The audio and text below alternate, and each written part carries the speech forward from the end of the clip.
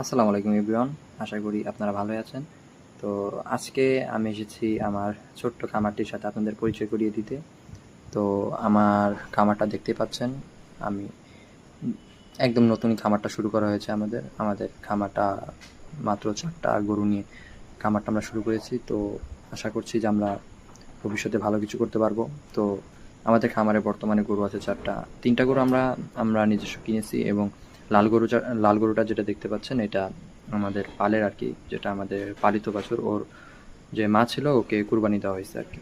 তো আমাদের খামারের কাজ এখনো পুরোপুরি শেষ হয় নাই, এখনো অনেক কাজ বাকি আছে। তো দেখতে পাচ্ছেন সাইড দিয়ে ফাঁকা রাখা হয়েছে, কারণ গরুর জন্য আলো বাতাস পর্যাপ্ত পরিমাণ যেন যেতে পারে।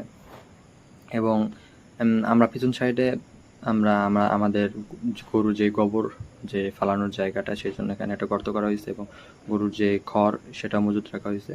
তো এখন ধরতে গেলে আমাদের কাজটা প্রায় শেষের দিকেই।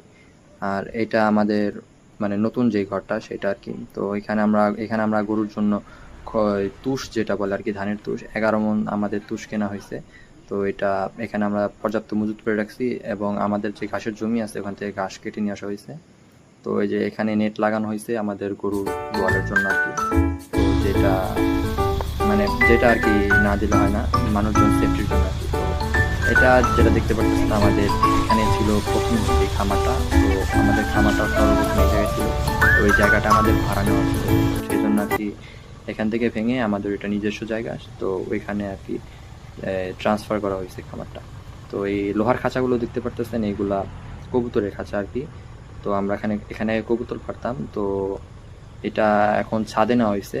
তো ওইখানে যাচ্ছি, চলেন দেখাচ্ছি আপনাদের। তো এটা হলো আমাদের ছাদ, আর এইটা আমাদের কবুতরের ঘর। কবুতর অনেকগুলা কেনা হয়েছিল, যত্নের অভাবে কবুতরগুলো হারায় ফেলছি।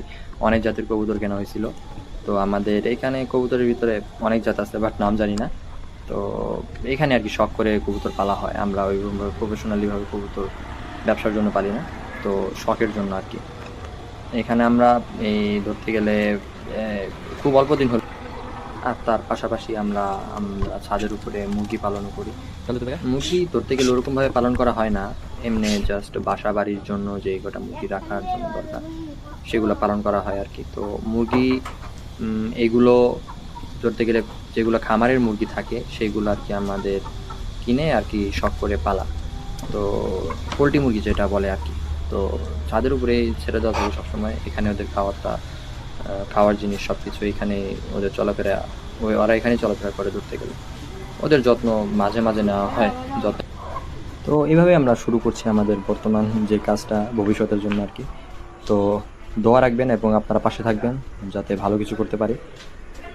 এবং এটাই আমাদের খামারের ফার্স্ট ভিডিও। তো দোয়া রাখবেন এবং পাশে থাকবেন, আরও সুন্দর সুন্দর ভিডিও আপনাদের মাঝে উপস্থাপন করতে পারি।